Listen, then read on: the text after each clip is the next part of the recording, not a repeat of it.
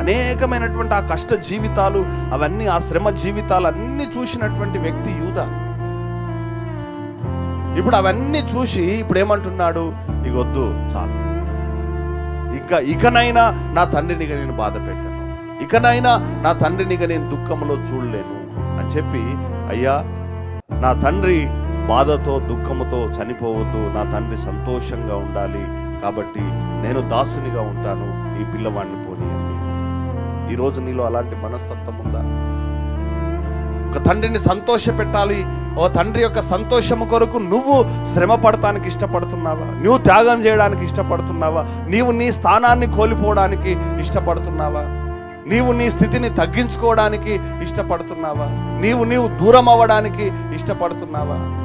తండ్రి యొక్క క్షేమము కొరకు, తండ్రి బ్రతకాలి అని ఆలోచనతోటి తన జీవిత కాలమంతా దాసుడిగా ఉండడానికి ఇష్టపడ్డాడు. కేవలము తన తండ్రి జీవించాలి, దుఃఖపడొద్దు, సంతోషంగా ఉండాలి. ఈరోజు నీకు అలాంటి మనస్తత్వం ఉందా? ఈరోజు నీకు అలాంటి త్యాగపూరితమైనటువంటి జీవితం ఉందా? ప్రియమైనటువంటి దేవుని బిడ్డలారా, అది యూదాకు ఉన్నటువంటి ప్రత్యేకత. అందుకే దేవుడు యూదాకు ఒక ప్రత్యేక స్థానాన్ని ఇచ్చాడు, యూదా గోత్రానికి.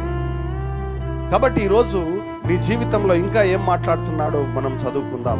నన్ను ఈ చిన్నవానికి ప్రతిగా ఏలిన వారికి దాసునిగా ఉండనిచ్చి, ఈ చిన్నవాణ్ణి తన సహోదరులతో వెళ్ళనిమ్ము, ఈ చిన్నవాడు నాతో ఉంటేనే కానీ నా తండ్రి వద్ద నేను ఎట్లు వెళ్ళగలను? అయ్యా వీళ్ళు లేకపోతే నా తండ్రి దగ్గరికి నేను పోలేను, నేను వెళ్ళలేను.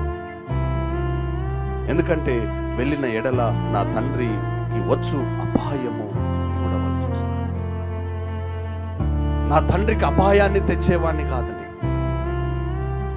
నా తండ్రికి అపాయము తెచ్చే, ఆ అపాయాన్ని చూసే కుమారుణ్ణి కాదు. అపాయం వచ్చుట, నా తండ్రికి అపాయం వచ్చుట చూసే కుమారుణ్ణి కాదు, అపాయాన్ని తప్పించే కుమారునిగా నేను ఉండాలి, కుమార్తెగా ఉండాలి.